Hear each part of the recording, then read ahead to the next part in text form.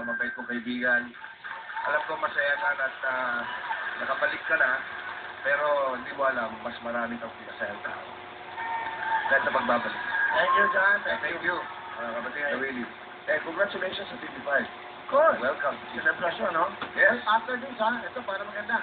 Big Soto. Lose or laugh. At pagkatapos yan, matindi. Alentado. Oy, mismo. Diba? Si Ryan. Oo. Ganun na po ang prime time ng 55. Willie, Big Soto, Ryan Agoncillo. Tapos kami naman kapatid, after was Tuesday, happy together naman. Ganun katindi. Tapos PO5, bukas. Saka maganda ko sa prime time, puro masaya na ako. Tama na yung drama, nakakaiyak eh. Malungkot ang buhay ngayon eh. Diba? Puro saya na, puro magbibigay na ng saya at premyo. At gusto ko lang paalam, ito, warning lang po, baka hindi niya alam. Matagal ko na yung kaibigan si Jan. Si Jan po, malaking bagay, malaking utang loob niya sa Dr. Bichinello. Alam niyo bakit? Kasi po ito, si Dr. Bichinello po, ang nag-ayos ng puwet niya.